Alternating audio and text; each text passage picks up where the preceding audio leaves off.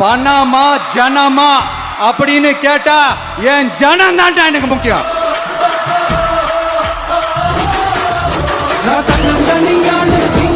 பண்ணா நான் மக்களை விட்டு ஓடிடுவேன் நினைப்பா. யார் என்ன ஓடினாலும் நான் மக்களை விட்டு எல்லாம் ஓட மாட்டேன். அன்னைக்கும் சொன்னேன், இன்னைக்கும் சொல்றேன், நாளைக்கும் சொல்றேன், தில்லா சொல்லுவேன், கெத்தா சொல்லுவேன். பணமா ஜனமா அப்படின்னு கேட்டா என் ஜனம் தான்டா எனக்கு முக்கியம். அதாவது இந்த டிவிகே கட்சியோட தலைவரை எதிர்க்கிறதுல ஒரு நியாயம் இருக்கு. ஏன்னா உங்க பொழப்புல மண்ணள்ளி போட்டான். என்ன இந்த ஊழல் லஞ்சம்லாம் பண்ண மாட்டேன்னு சொல்லி உங்க அரசியலை ஒரு தெருமுனைக்கு கொண்டாந்து விட்டான். மக்கள் வேற அவனை தான் நம்புறாங்க. ஸோ இந்த விஜயை எதிர்க்கிறதுல ஒரு அரசியல் நியாயம் இருக்குது, அது புரிஞ்சுக்கலாம்.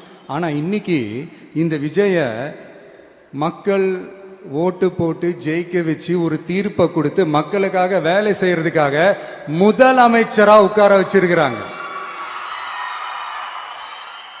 என்னமோ இன்னமும் நீங்க தான் ஆட்சியில் இருக்கிற மாதிரி. விஜய் கரூருக்கெல்லாம் போகக்கூடாது, விஜய் இங்க போகக்கூடாது, அது செய்யக்கூடாது, இது செய்யக்கூடாதுன்னு எனக்கு புரியலையே. ஆட்சியில் இருக்கும் போது தான் இவ்வளவு கட்டுப்பாடெல்லாம் போட்டீங்க, எஸ்ஓபிஸ் எல்லாம் போட்டீங்க, ஸ்டாலின் சார் ஆப்ரேட்டிங் ப்ரொசீஜர்லாம் போட்டீங்க. இப்பவும் அதே பண்ணிட்டு இருந்தீங்கன்னா என்ன சார் நியாயம்? இல்லை நான் தெரியாம தான் கேட்குறேன். இன்னும் கனவுலையே இருக்கிறீங்களா? முதல்ல முழிச்சு வாங்க, ரியாலிட்டிக்கு வாங்க. உங்க ஆட்சியெல்லாம் வீட்டுக்கு போய் டிவிக்கேன்னு ஒரு ஆட்சி வந்து ரொம்ப நாள் ஆச்சு.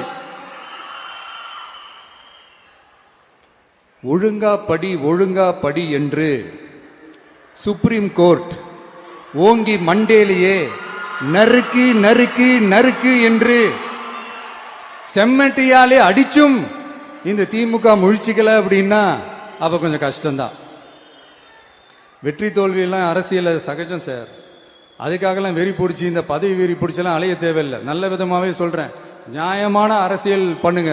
ஓ அதுதான் உங்களுக்கு தெரியாதுல்ல. இந்த தீய சக்தி திருத்தவும் முடியாது, அவங்களா திருந்துவாங்கன்னு பார்த்தா அதுவும் நடக்க போறதில்ல.